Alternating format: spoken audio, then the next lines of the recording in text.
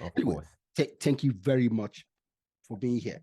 So tell me, just let's start. Yeah. Introduce yourself to my audience. Tell them who you are and what you do.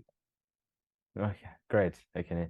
So Bavukile Vilane, I always call it in full because Mm-hmm. when I used to say Bavu in school, and my father came to an honors evening, which is where they give the prize giving, Yeah, and he had the teacher say, Bavu Vilane, come to the stage. And he said, no, that is not my son's name. exactly. He is Bavukile Vilane. And so he didn't appreciate that I actually had shortened my name for a prize giving. So it's fine to on the day to day, people that are you're so close to call you with your shortened name. But Yes. on a ceremony like that, he thought or felt that they should at least embrace that the fullness of it. And so Yes. That's that's good. so That's very I good. always lead with it. I'm happy with people to call me Bavu. The only time I ever hear someone say Bavukile is when I'm in trouble with my mom as well back at home. Yeah, but just talking about all the other stuff, I would say I'm one of those unconventional people where everyone said I must go this way, and I thought, why not take that way? Ooh. And there's just this beautiful quote I think that I grew up seeing a lot of, and it says I think it's by Ralph Waldo Emerson. He says, "Don't go where the path may lead. You need to go where there is no path and then leave a trail behind you."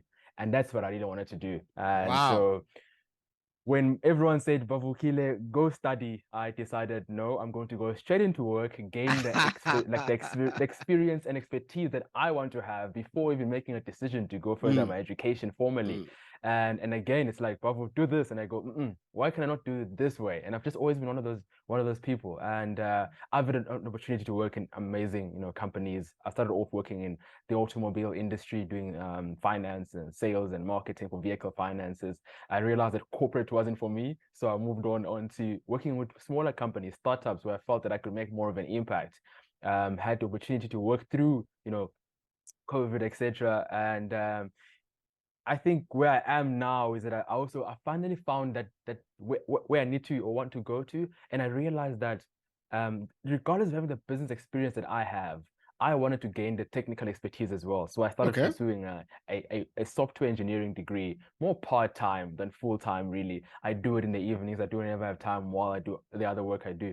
And I think that the value in where I am now is the fact that I took enough years to see what I wanted to do, what I can contribute before jumping into a degree that I would have probably dropped out of by now.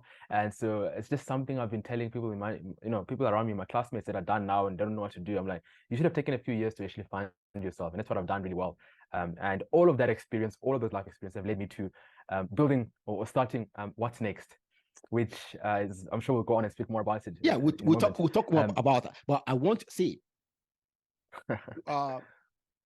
unique among yeah, young people, okay, because of this philosophy you have to yes, explore things, find out what you actually want, okay. yeah, That's very different from most young people, including me, okay. mm, I jumped into school because hey, that's what everybody expects me to do, okay. yeah,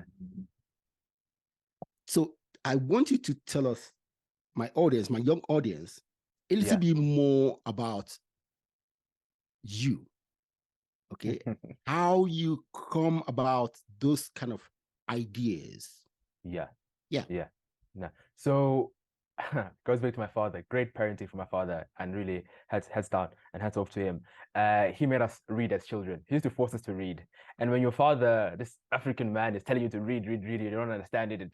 It I don't know. For me, it actually used to get to me. I was like, oh, why is this man making us read? I And he wish made us read. I wish my daughters can hear you now.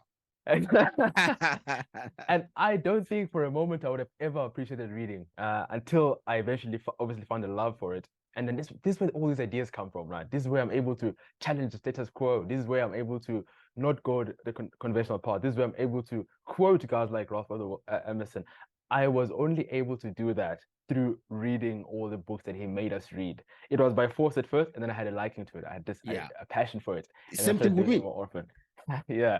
And so I really want to highlight reading as something that has led to where I am right now. And I really do urge people to read more. But there's two types of reading, right? So whenever I tell people to read, they start reading a lot of books, but they don't gain any knowledge and don't really practice anything. They read books like they read magazines.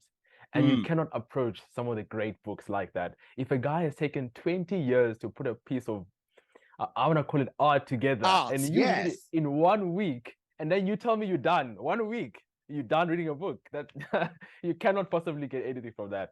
So reading took a lot. And funny enough, when it comes to the leadership stuff and how I've been able to have a few leadership roles, playing sport in school really was a game changer. Something like that, just playing a game of rugby. I'll mention rugby because the Yeah, you Springboks are just playing against New Zealand. The it's Rugby tonight. World Cup is tomorrow. Oh, tomorrow, okay. Night, and it's the World Cup final. And so I used to dream to be part of to wear the green and gold jersey from South Africa, right?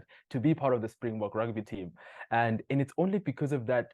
If you see what rugby did to our country in '94, post-apartheid, it really changed the country. And we had this dream of, we all want to be part of that.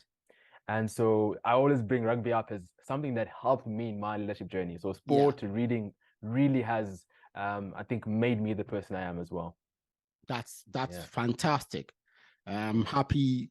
See, I didn't know you're going to say that, but now I am happy I ask you more about you.